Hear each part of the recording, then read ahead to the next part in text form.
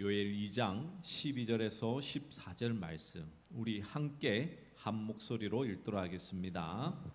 여호와의 말씀에 너희는 이제라도 금식하고 울며 애통하고 마음을 다하여 내게로 돌아오라 하셨나니 너희는 옷을 찢지 말고 마음을 찢고 너희 하나님 여호와께로 돌아올지어다.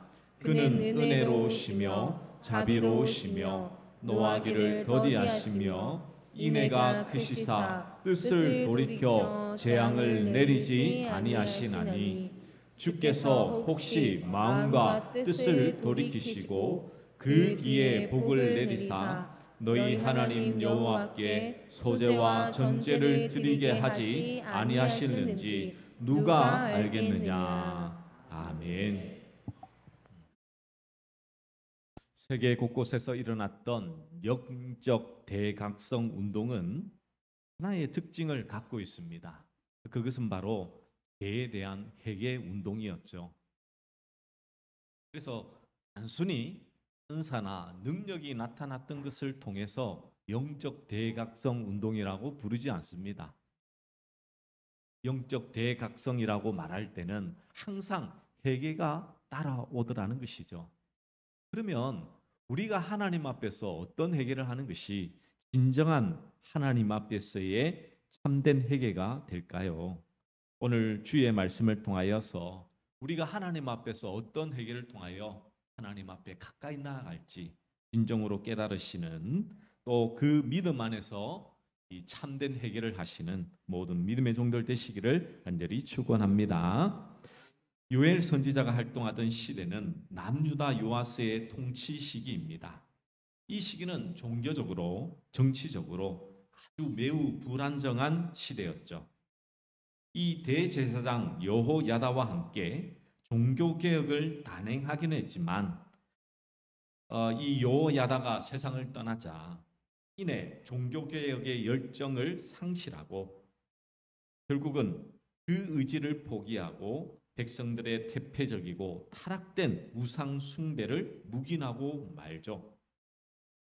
하나님을 믿는 신앙이 사라지고 이 이방 신들을 섬기는 그런 우상 숭배가 가득한 그런 시대를 보내고 있었습니다. 그러다 갑자기 수없이 많은 메뚜기 떼가 날아와서 닥치는 대로 모든 것을 먹어치우며 온 땅을 휩쓸고 지나가 전 국토가 황폐하게 되었습니다. 게다가 극심한 가뭄까지 겹쳐 백성들의 굶주림과 고통은 극에 달하게 되죠. 그러자 백성들은 이제 두 부류로 나뉘어지게 됩니다.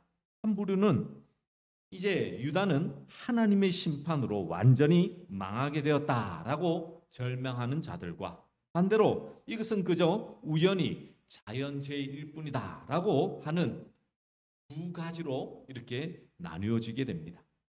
이에 하나님께서는 요엘 선지자를 보내셔서 이 메뚜기 대재앙은 단순한 자연재해가 아니라 하나님께서 범죄한 유다에게 보이시는 초자연적인 징조로서 장차 다가올 여호와의 날의 계시이며 이 날에 온 하늘과 땅에 심판이 내려질 것임을 말씀하고 있는 것이죠.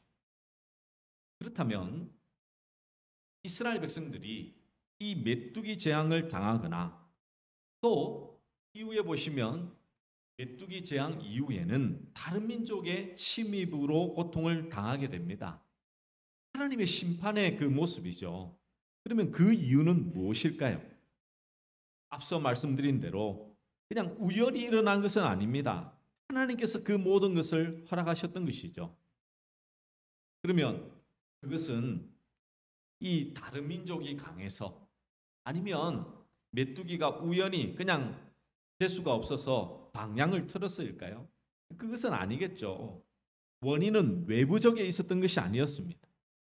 하나님과 백성 사이의 관계, 그 내부적인 것에 있었던 것이죠.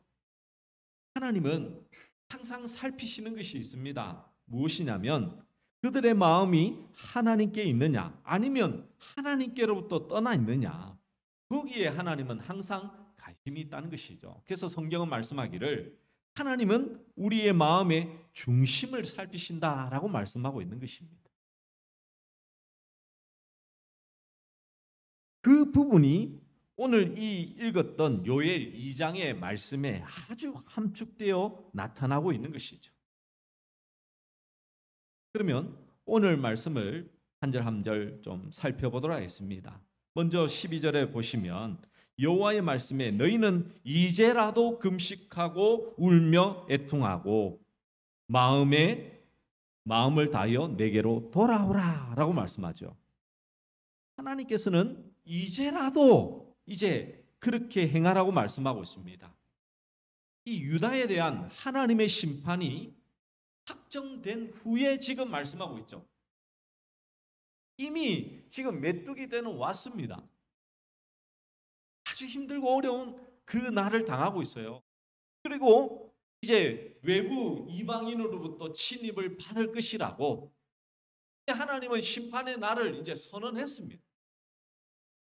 근데 이제 하나님께서는 뭐라 말씀하냐면 이제라도 금식하고 울며 애통하고 마음을 당하여 하나님께로 말씀하고 있는 것이죠. 죄악된 삶을 버리고 선한 삶으로 돌아올 것을 권고하고 있는 것입니다. 비록 깊은 죄에 빠져서 이미 심판받아야 할 것이 확정되었지만 그럼에도 이제라도 돌아올 것을 하나님께서 말씀하시는 것은 무슨 이유일까요? 여기에 하나님의 모든 구원의 계획이 다 포함이 되어 있는 것입니다. 무슨 말씀이냐면 하나님의 심판은요, 심판으로 끝을 내지 않는 것입니다. 우리는 인생의 실패를 경험하면 망했다. 보통 하는 말들이 입버릇처럼 하는 게 망했다죠. 내가 이것만 성공했으면 내 인생이 피었을 건데 망했어. 근데요, 그렇게 따지다 보면 이스라엘을 보면요, 완전히 망해야 됩니다. 망해도 그렇게 망해야 될 것 없습니다. 하나님으로부터 얼마나 심판을 많이 당합니까? 근데 하나님은요, 그 심판을 통해서 그 인생을 완전히 망하게 하시는 게 아니에요. 그 심판을 통해서 무엇을 계획하고 있냐면 바로 구원과 회복을 계획하고 계시는 것이죠. 그렇기 때문에 심판의 경고를 들을 때에는 회개의 기회를 놓쳐서는 안 되는 것입니다. 회개하고 죄의 길에서 돌이켜 주님께로 돌아오기만 한다면 바로 하나님의 심판에서 건짐을 당하는 그것이 바로 구원이지 않습니까? 그 기회가 우리에게 주어지게 되더라는 것입니다.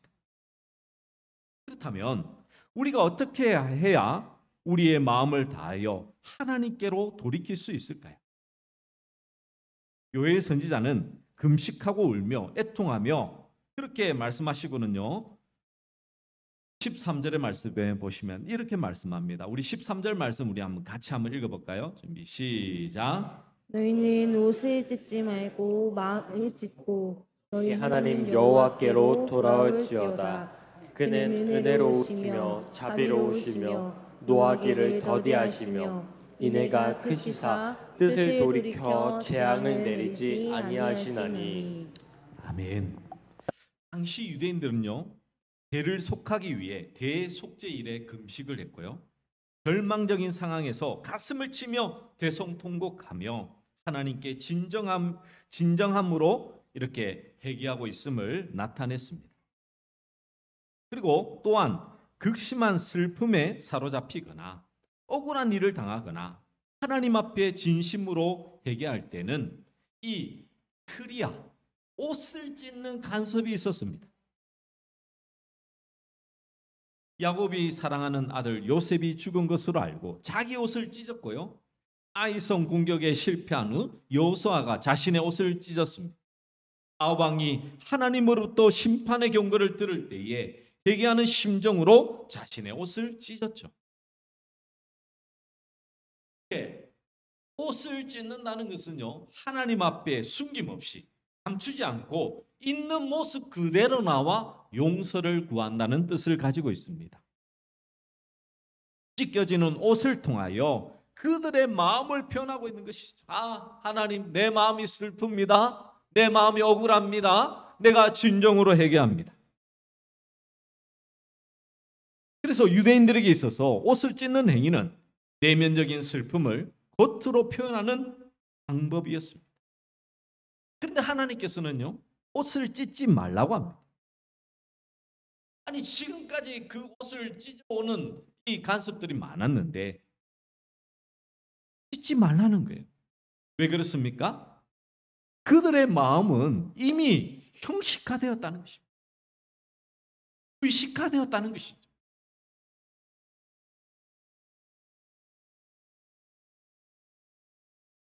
무언가 특별한 일이 있으면 자신이 죄를 지었으면 옷을 찢는 것으로만 끝이 났다는 것입니다.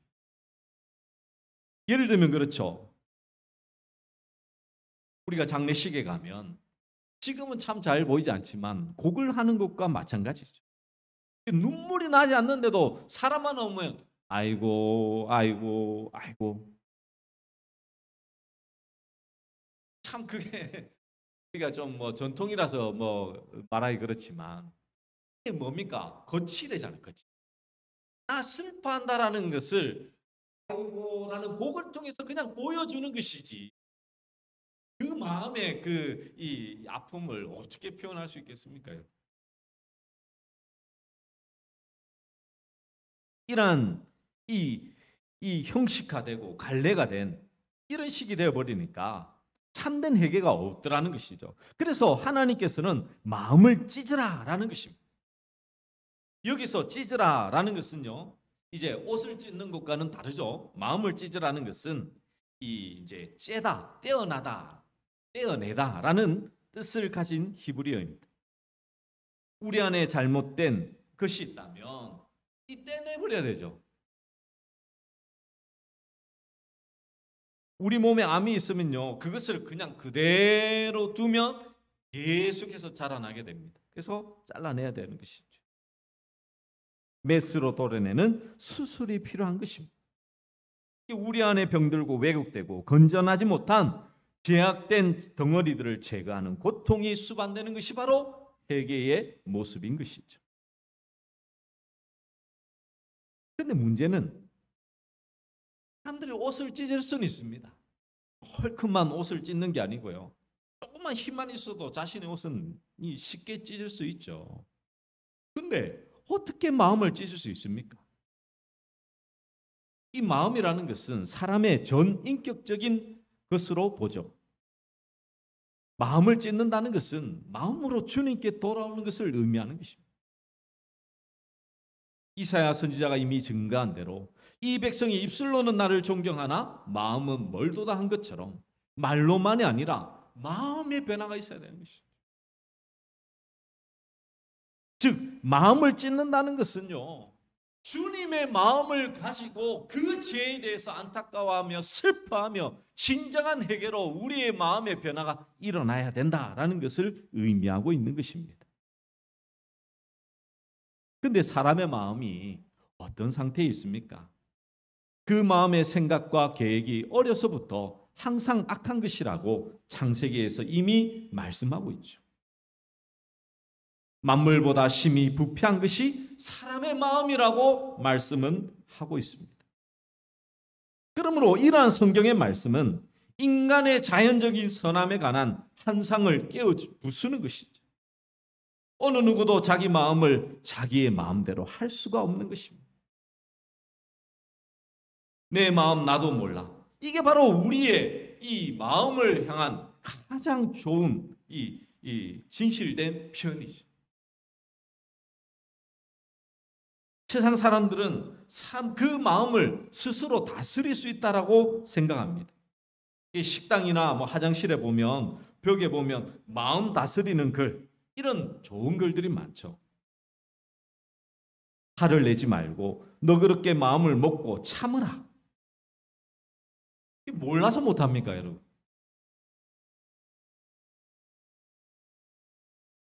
그러한 내용들은요, 화가 나는 일이 발생하면 하나도 생각이 나지 않습니다.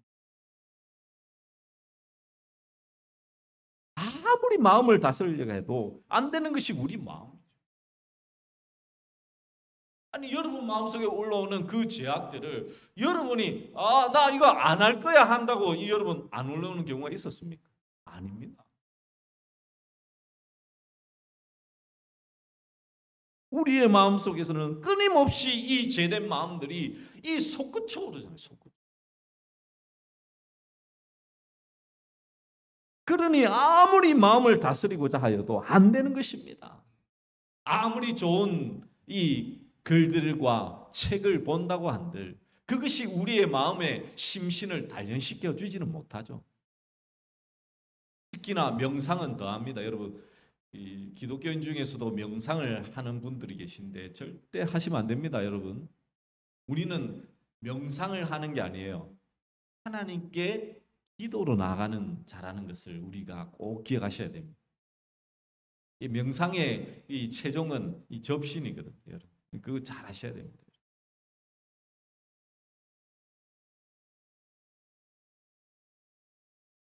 세상을 보지 않기 위해서 수행을 하고 고행을 하고 산속 암자로 가더라도 이 마음은 못 잡습니다, 여러분.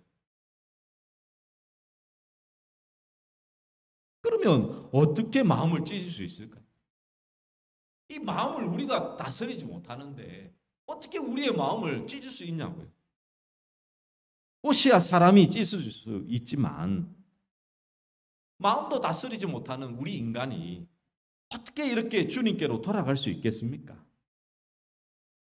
사람이 할 수 있는 일은 하지 말라고 하시면서 사람이 할 수 없는 일을 하라고 하면 아니 도대체 무엇을 해야 될까요? 결국은 무엇을 우리에게 말씀하고 있는 것입니까? 마음을 찢는 일이란 사람에게서 일어나지 않는다라는 것을 말씀하고 있는 것이죠. 이 불가능한 것을 하나님께서 말씀하신 거예요, 지금.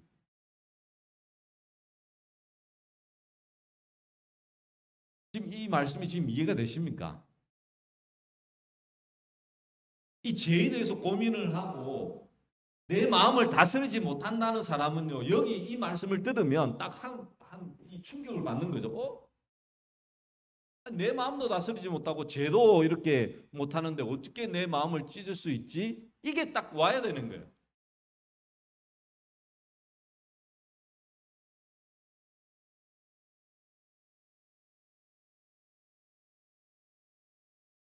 마음을 찢을 수 없다는 거.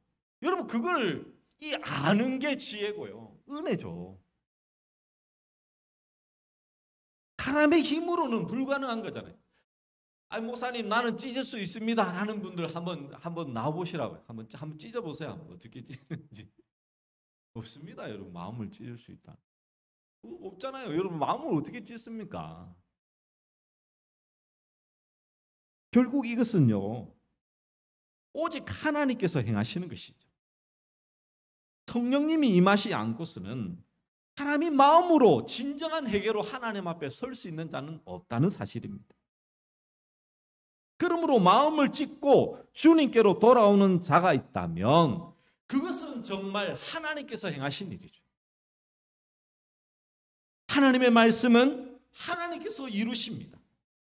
결국 마음을 찢고 주님께로 돌아오는 모습이 어떤 모습인지를 하나님께서는 우리의 그 삶의 모습을 통해서 깨닫기를 원하시는 것이죠. 제가 무엇인지를 깨닫고 마음을 찢어 하나님 앞에 나오는 자가 있다는 사실은 하나님께서 그를 돌이키고 계시구나. 그를 구원하고 계시구나. 그를 살리고 계시구나 라는 것을 알아야 된다는 것입니다. 마음을 찢고 주님께로 돌아오는 모습들이요. 간간히 구약에서 등장합니다. 그런데 대부분 일시적이죠. 사사가 있을 때는 사사에 맞추었어. 아주 유능한 선지자가 있으면 선지자에 맞추었어. 잠시 잠깐 그런 모습이 있었지만 늘상 어떻습니까? 다람쥐 쳇바퀴 돌아가듯 항상 이 죄악의 길로 돌아가죠. 오히려 자기 백성들의 마음을 하나님께로 돌이키기 위하여 하나님의 선지자들이 부지런히 나팔을 불면 오히려 그들을 핍박하고 쫓아내고 죽여버린 것이 이스라엘의 역사이지 않습니까? 그러므로 마음을 찢고 주님께로 돌아간다라는 것을 이렇게 생각할 때에 13절 말씀을 다시 한번 보십시오. 제가 다시 한번 읽어보도록 하겠습니다. 너희는 옷을 찢지 말고 마음을 찢고 너희 하나님 여호와께로 돌아올지어다. 그는 은혜로우시며 자비로우시며 노하기를 더디하시며 인애가 크시사 뜻을 돌이켜 재앙을 내리지 아니하시나니. 이제 14절 연결해서 14절을 중요합니다. 주께서 혹시 마음과 뜻을 돌이키시고 그 뒤에 복을 내리사 너희 하나님 여호와께 소제와 전제를 드리게 하지 아니하실는지 누가 알겠느냐라고 말씀합니다. 여러분 보세요. 하나님은 은혜로우시고 자비로우시고 노하기를 더디하시며 인애가 크시고 뜻을 돌이켜 재앙을 내리지도 아니하시는데, 이 하나님의 속성이죠. 하나님의 풍성하신 은혜입니다. 그런데 하더라도요, 고백하기를 뭐라고 말씀하고 있냐면 주께서 혹시, 14절이 중요합니다. 혹시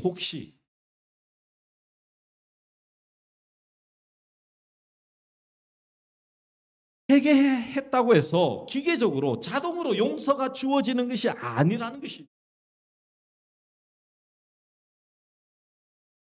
마음을 찢고 주님께로 돌아왔는데 혹시 하나님께서 은혜로우신 하나님, 자비로우신 하나님, 노하기를 더디하시며 인애가 크신 하나님이 뜻을 돌이켜서 재앙을 내리지 않을지 다 알겠느냐라는 거예요. 혹시 가정법이죠, 가정법. 그 말은 우리가 회개했다고 해서 다 용서받는 것이 맞다고요? 아니요. 이 용서의 주권도 오직 하나님께 있다는 것입니다. 혹시 그런 사람이 있다고 하더라도 하나님께서 그 회개를 받으시고 다시 하나님과의 관계를 회복되어 제사를 드리게 하시는 것은 역시 하나님의 손에 달려 있다는 것입니다. 그 누구도 하나님의 구원을 당연히 여길 수 없으며 다만 겸손하게 하나님의 주권을 인정하고 그 은혜를 구할 수밖에 없다는 것이죠. 그러므로 마음을 찢으라고 하시고서는 그 마음을 찢고 돌아올 자가 인간에게는 없다는 것입니다. 자기 백성들의 마음을 돌이키게 하실 자를 하나님께서 또 보내시겠다라는 약속이 바로 구약의 마지막 선지자 말라기에 의하여 예언이 되어 있죠. 우리 말라기 4장 5절 6절 말씀 우리 같이 한번 읽어보도록 하겠습니다. 화면에 있습니다. 같이 읽겠습니다. 시작. 보라, 여호와의 크고 두려운 날이 이르기 전에 내가 선지자 엘리야를 너희에게 보내리니 그가 아버지의 마음을 자녀에게로 돌이키게 하고 자녀들의 마음을 그들의 아버지에게로 돌이키게 하리라. 돌이키지 아니하면 두렵건대 내가 와서 저주로 그 땅을 칠까 하노라 하시니라. 아멘. 말라기 마지막에 보시면 이 말씀이 있다니까요. 보라, 여호와의 크고 두려운 날이 이르기 전, 이 마지막 여호와의 날이죠.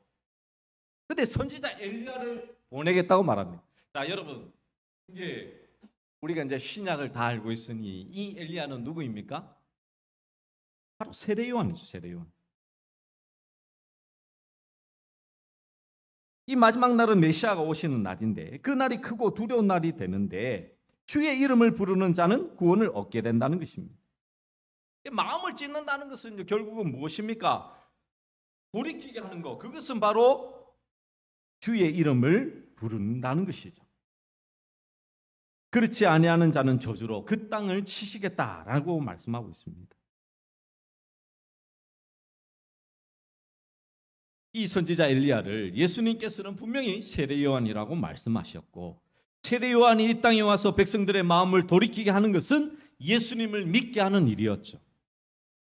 결국은 마음을 찢고 주님께로 돌아간다는 것은 이것이 어디로 연결됩니까? 바로 예수님께로 연결되는 것이죠.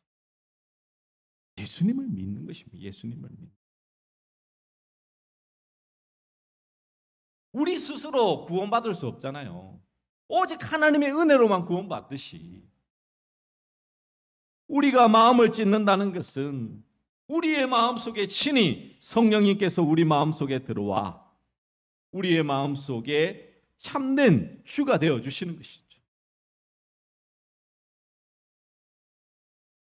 예수님께서 친히 화목제물이 되셔서 하나님의 마음을 자기 백성에게로 돌이키고 자기 백성들의 마음을 하나님께로 돌이키는 화목제물이 되신 것입니다. 그리고 부활 승천하셔서 성령님을 보내주신 것이죠. 그래서 성령님께서 우리 가운데 임하게 되면 제가 무엇인지를 알기에 애통하면서 주님께로 나오게 되는 것입니다. 그러므로 이제가 우리가 기억할 것은 무엇입니까? 주의 이름을 부르는 것은요, 내 자신의 욕심을 이루기 위해서 부르는 것이 아니라는 사실을 알아야 되겠죠. 자신이 죄인임을 알기에 주님 외에는 다른 소망이 없는 것을 알고서 애통해 하는 자가 복이 있는 것입니다. 그렇게 우리가 기억할 것은 오직 주의 말씀을 따라 진정한 하나님 앞에서의 참된 회개의 삶을 살아가야 되더라는 것이죠. 역적 대각성 운동이 그렇게 영국, 미국, 한국 여러 나라에서 일어났을 때에 회개 운동이 일어났다는 것은 다른 것이 아닙니다. 단순히 죄책감이나 죄에 대해서 심각성, 나는 또 죄를 지었네 거기에 머물러 있으라는 것이 아니죠. 오히려 죄에 대한 자유함을 누릴 수 있어야 됩니다. 어떻게 그것이 가능합니까? 우리 하나님께서는 은혜로우시며 자비로우시며 노하기를 더디하시며 인애가 크시고 뜻을 돌이켜 재앙을 내리지 아니하시는 하나님 아버지가 되시기 때문이죠. 그래서 우리가 할 일은 오직 죄에 대한 자백을 통하여 그것이 죄가 되는지 안 되는지 정확한 우리에게 대한 인식이 있어야 됩니다. 인식.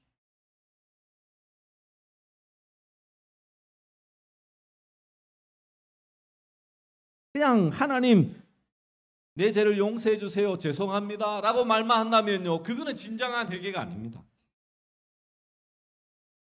그 죄에 대한 하나님 아버지의 마음이 동일하게 우리의 마음속에 역사되어져야 되겠죠.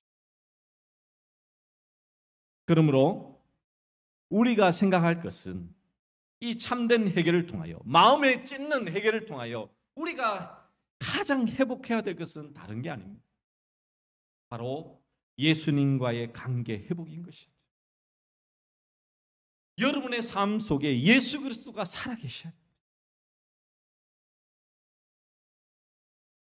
사람들에게는 약점이 있습니다. 그 약점이요, 어떻게 보면 그것을 건들면 사람들은 폭발할 때가 있죠. 그 약점이 외모가 될 수가 있고요. 어떤 특정한 일이 될 수가 있고 자신이 가지고 있는 어떤 열등감 그런 것들이 있을 수 있습니다. 그런 가운데서 여러분 진정한 하나님의 회복하심이 여러분들의 약점 가운데서 일어나기를 간절히 축원합니다. 왜냐하면요, 이 사단은 우리를 너무나 잘 알기 때문에 이 약점을 통해서 언제든지 우리를 넘어뜨리고, 우리가 하나님 앞에 서려고 하면요 그 약점을 어김없이 건듭니다. 여러분이 듣기 싫어하는 말, 행동, 그것을 통해서 여러분들을 다시금 죄악의 구렁텅이로 빠져들게 만들죠. 그렇게 우리가 해야 될 일은 다른 것이 아닙니다. 우리 마음속에 있는 그 약점까지도 진정으로 하나님의 그 치유하심과 회복하심이 있어야 됨을 여러분 진정으로 아셔야 되겠죠. 그럴 때에 우리의 마음이 진정한 하나님의 회복하심을 우리의 삶 속에 온전히 누릴 수 있지 않겠습니까? 매일의 삶 속에서 주님과의 관계를 온전히 회복함으로 말미암아 이 죄의 본성에서 진정한 진리 안에서의 자유함을 누리며 주님이 주시는 참된 은혜 속에서 매일을 살아가는 우리 모든 믿음의 종들 되시기를 간절히 축원합니다. 우리 말씀을 기억하며 우리 마음이 상한 자를 우리 함께 찬양하도록 하겠습니다.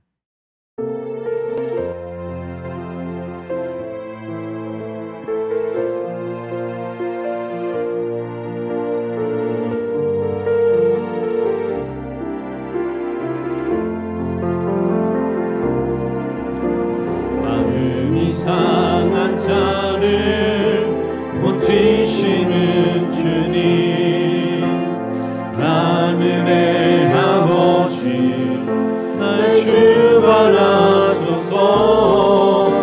주의 길로 인도